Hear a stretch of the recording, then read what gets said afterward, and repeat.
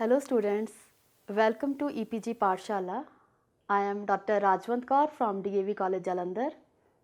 Today we are going to talk on module Foundations of Organization Development from paper Organizational Change and Development. After completing this module, you will be able to understand the concept of foundations of OD. You can describe foundations of OD.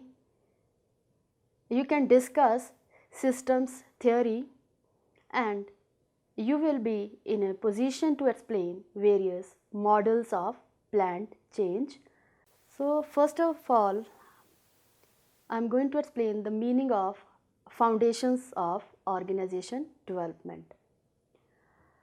Foundations of organization development, that is OD, constitute the knowledge base upon which OD is built.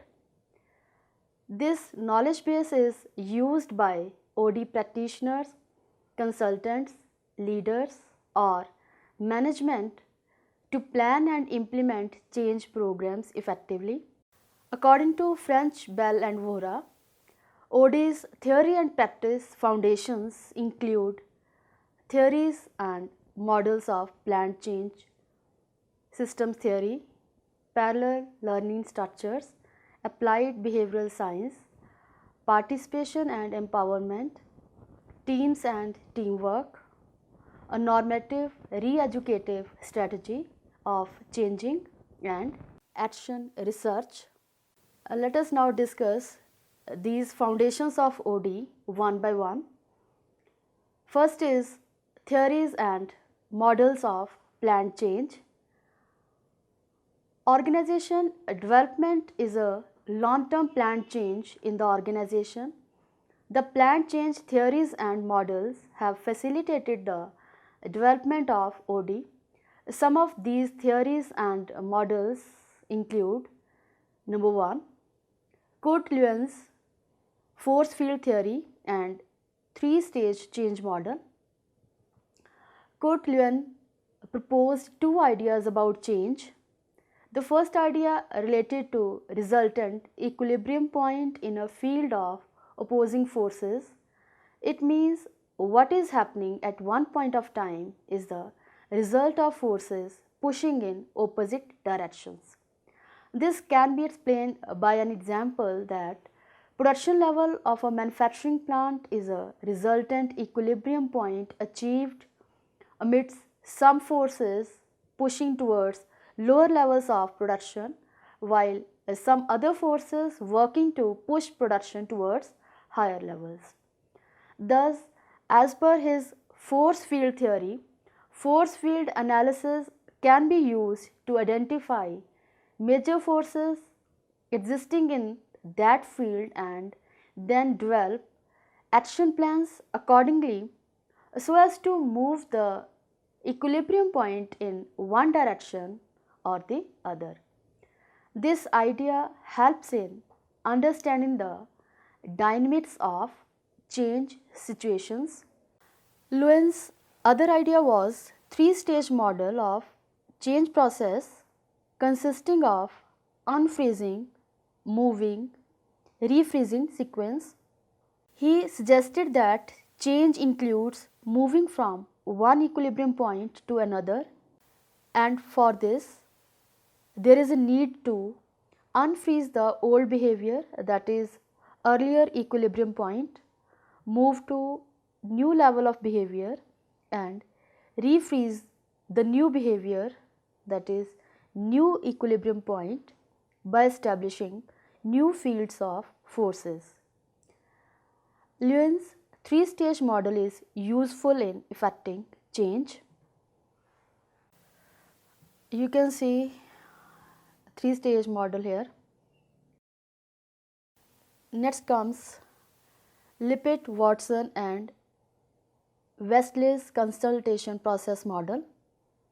Ronald Lippitt, Jenny Watson and Bruce Westley expanded Lewin's 3-stage model to 7-stage model that represents consulting process. These stages are: first stage is developing a need for change. Second stage includes establishing a change relationship between a client system and an external change agent. Third stage is diagnosing problem of client's system. Fourth stage includes examining alternatives and determining goals and intentions of action. Fifth stage is transforming the intentions into actual change efforts. Stage 6 is stabilizing change. Stage 7 includes achieving terminal relationship. Next is Burke-Litwin's model of organizational change. The model developed by Warner Burke and George Litwin is a powerful tool to understand and initiate first order change, that is transactional or moderate change, and second order change, that is transformational change. In first order change, there is no substantial change in the nature of the organization, only few features of organization changes. Second order change results in substantial and fundamental change in the nature of organization, that is organization is transformed. Most OD programs are nowadays directed at second order change. Burke-Litwin's model indicated that first order change is effected in organization through OD interventions directed towards management practices, structure and systems, policies and procedures, whereas OD interventions focused at a mission and strategy, organizational culture and leadership result in second order change. The model is quite useful for OD practitioners and management to determine the kind of change required and direct the interventions towards factors that will produce desired change. Systems theory. Systems theory is another foundation of organization development. It views organization as open system. Open system theory was first applied in organization by Katz and Kahn in 1966. To continue with discussion, it is important to know the meaning of system and open system first. System is a set of interrelated and interconnected parts unified by design to achieve some goal. Open system is one which has active interaction with its environment. An organization is considered an open system. Therefore, the study of open system will help in understanding organization. It is important to study nature of systems, congruence among system elements, socio-technical systems and open systems thinking. So first is nature of systems. All open systems have input, throughput, output mechanism. System use inputs like information, people, money, raw material, etc. available from environment. Change them through transformation process, also called throughput or conversion process, and then transfer products to environment in the form of outputs. The effectiveness and survival of the system thus depends upon the effective working of each of three components of the mechanism. It is to be remembered that open systems' purpose or goal is reflected in output, so it must align with the needs of environment to make output acceptable in the environment. Open systems have features like information, relevant and irrelevant, feedback, positive or negative, steady state, that is maintaining equilibrium point against internal or external disruptive forces, or dynamic homeostasis, differentiation becoming more specialized and complex over time, and need for more integration and coordination.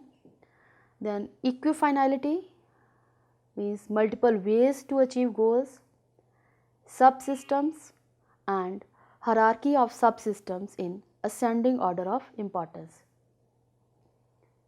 These features help in explaining many phenomena observed in organizations and provide detailed understanding of underlying reasons.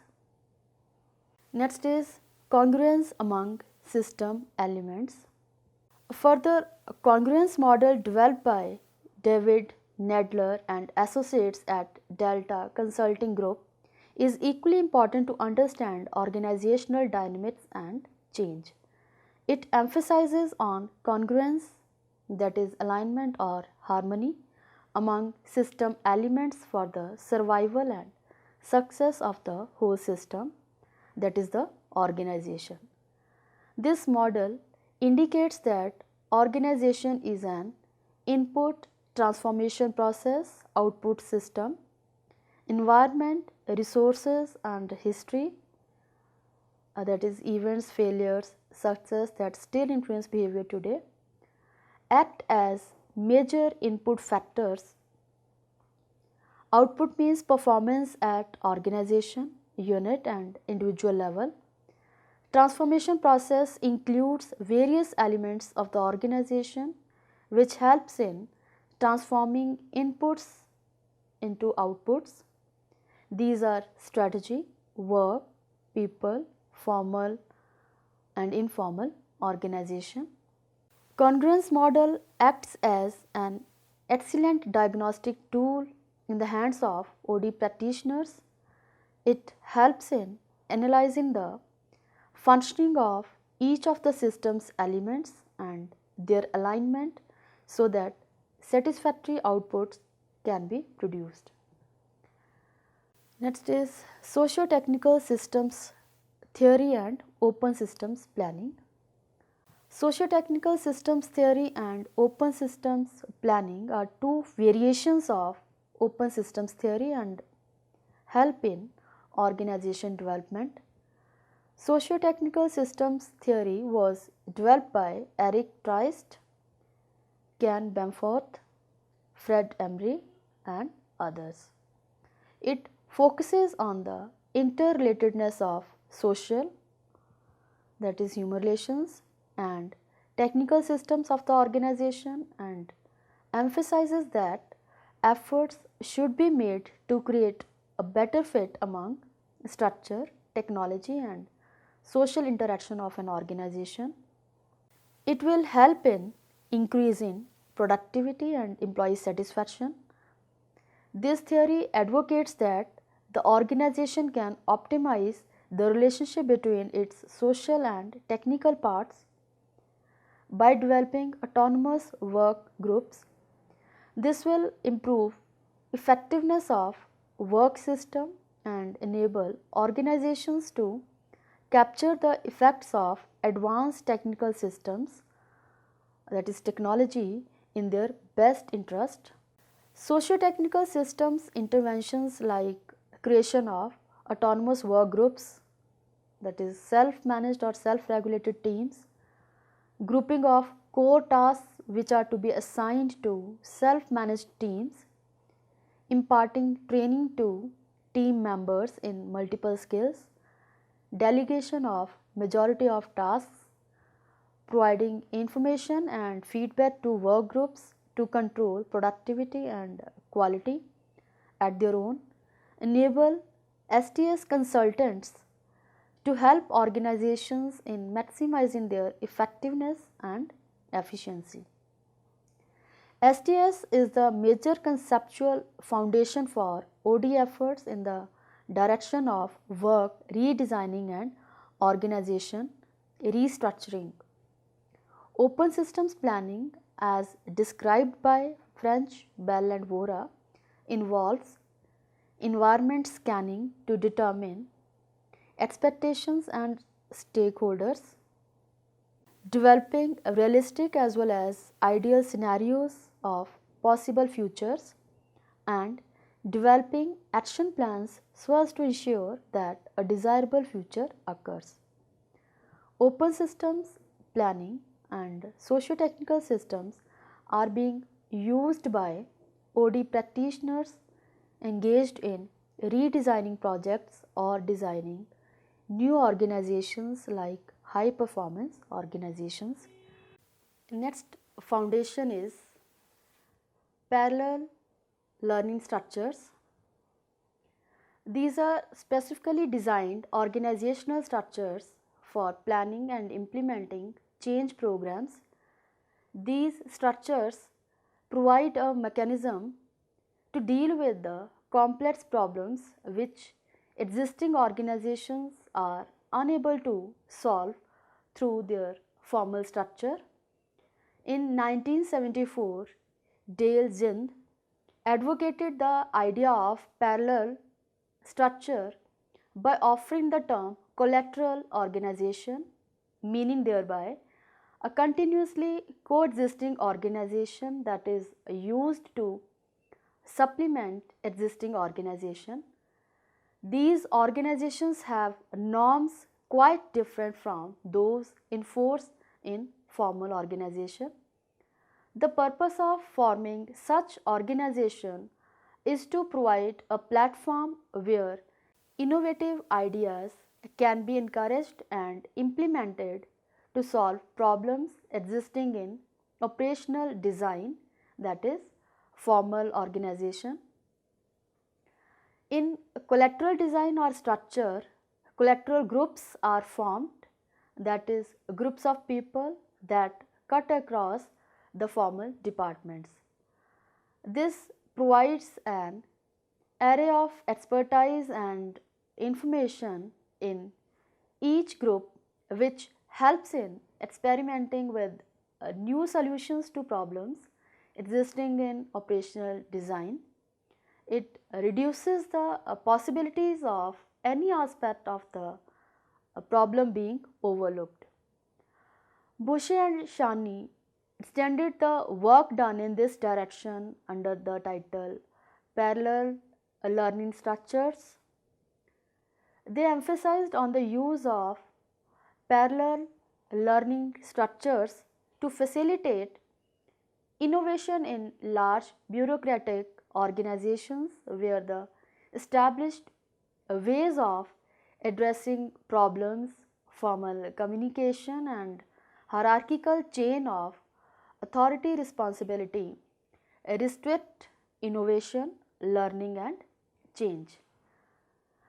Boucher and Shani described the term parallel learning structures as a structure created side by side with a structure having formal hierarchy and structure to increase organizations learning, that is creation and implementation of new thoughts and behavior of employees.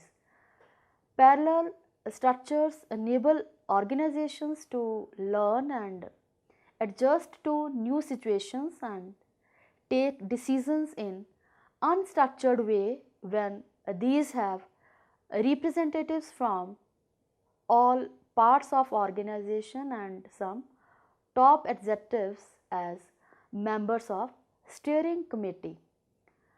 In its basic form, a parallel learning structure comprises of a coordinating, that is steering committee and working group that study the changes required, make recommendations for change and monitor the change efforts. In a refined form, it consists of coordinating committee, idea groups, implementation groups and groups performing specific functions designated by coordinating committee. Boucher and Shani believed that collateral or parallel structure allows an organization to experiment new ways of solving problems and maintaining its capacity for change at the same time when it maintains its stability. French, Bell and Vora viewed parallel learning structures as a foundation of OD because they are used in many OD programs. They described that high performance organizations make use of parallel structures to coordinate self managed teams. Similarly, socio-technical systems redesign programs use parallel structures. Applied behavioral science, which is also one of the foundations of OD. OD is the practical application of behavioral science knowledge and skills on ongoing systems to solve pressing problems in collaboration with system members. OD practitioner helps client system in finding solution to existing problems. He or she diagnoses the situations, select and implement treatments based on diagnosis, and then evaluate the effects of the treatments. When similar problems occur again, OD practitioner knows what can be the causes of such situation and what remedial efforts he or she should apply to correct the problems. However, a specific situation will require a different treatment. Thus, from this practice theory, the OD practitioner works. OD entails applied science or practice. Behavioral science theory and research help in providing knowledge about human behavior, and this knowledge is used to solve various problems caused by dysfunctional behavior of people working in the organization. Applied behavioral science helps in solving the existing problems or dealing with specific situations. One can know what will be applicable to a specific situation. Although due to the unpredictable nature of human behavior, there cannot be uniform solutions to problems, but due to knowledge and experience gained through behavioral science theory and research, and also from practice theory and research, near possible solutions to problem can be found. OD field has got enriched with the contributions of various behavioral scientists, researchers and practitioners like Edgar H. Skine, McGregor, Maslow, Likert, Peter Drucker, Blake Morton, Porras, Agassiz, Lippert and many more.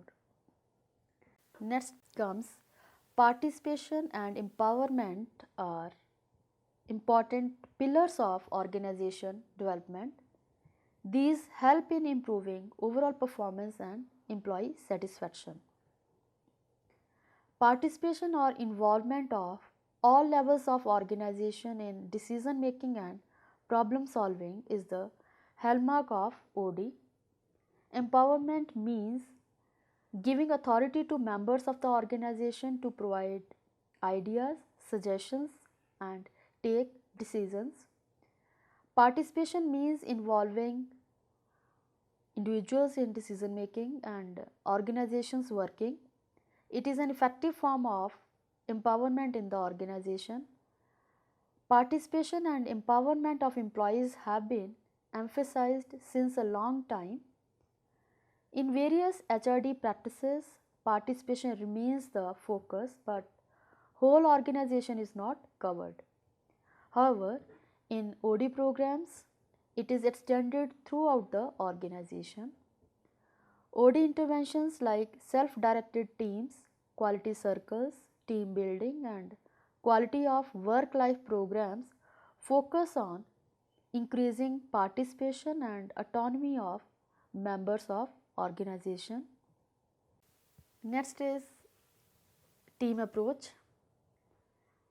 Team approach is an essential component of organization development programs. Teams are effective means for management to democratize their organizations and increase employee commitment. Research evidences show that team typically outperforms individuals when task requires multiple skills, experience and judgment. Nowadays, teamwork culture is being promoted in the organizations. It reflects management's belief that teams can be successful in wide range of settings. Organization development efforts focus on empowerment of individuals and involvement of individuals in organizations major tasks and decisions through teams. Empowerment of individuals leads to better performance and high satisfaction. When these empowered individuals are put into teams, it creates synergy, that is, sum total of efforts of team is greater than the sum total of individual efforts of people working separately. Teams can be of various types like intact work teams, cross-functional teams or startup teams. Every team cannot be or remain effective. Specific OD interventions are helpful in improving team performance like team building, process consultation, intergroup team building, quality circles, role analysis technique, responsibility charting, role negotiation, etc. Teams have unique importance in improving individual, group and organizational performance. These are an important foundation of OD. Next foundation is normative re-educative strategy of changing. Every organizational development effort focuses at change, and this requires a particular strategy for effecting change. According to Chin and Bene, there are three types of strategies for change. The first type is empirical rational strategy that relies on the assumption that people change when they realize that change is beneficial to them.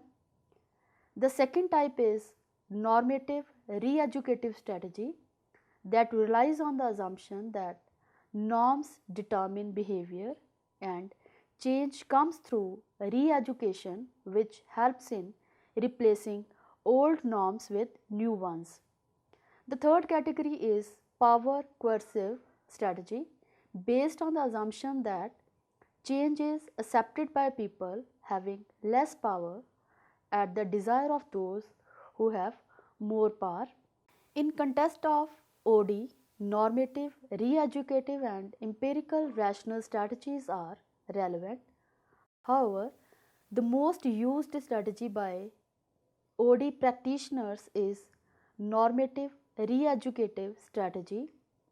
According to Shin and Bene, such strategies assume that individuals' pattern of practice and action are strongly influenced by socio-cultural norms and individuals' commitments to those norms. Socio-cultural norms are supported by value systems, beliefs and attitude of individuals, that is, normative outlooks or orientations. Thus, change in pattern of people's practice or action will occur only when they are made to change their normative outlooks to old patterns and develop commitment to new ones. It means efforts should be made to bring change in values, attitudes and significant relationships, and not just for bringing change in knowledge or intellectual rationales for practice or action. Shin and Bene indicated that a normative re-educative strategy has certain implications in OD efforts. The client system members describe the changes or improvements they want to make. Then OD practitioner and client work in a collaborative way to define problem and find solution. In this process, they explore and examine the factors acting as hindrance to problem solving, that is, anxieties, doubts, negative feelings. Solution to problems may reside in values, beliefs, relationships, attitudes, and customary way of doing things.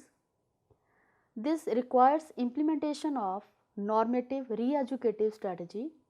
The norms to be changed and form of re-education are decided by client and OD practitioner in a collaborative way. However, the norms can be best changed by focusing on groups. This reflects the implication of normative re-educative strategy of changing in practice of OD. Next is action research. The OD practitioner or consultant, leader and organization members work in a collaborative way to diagnose problems and to develop action plans. OD is a process of diagnosing, developing and implementing actions, re-diagnosing and taking new actions by seeking ideas and energies of large number of people.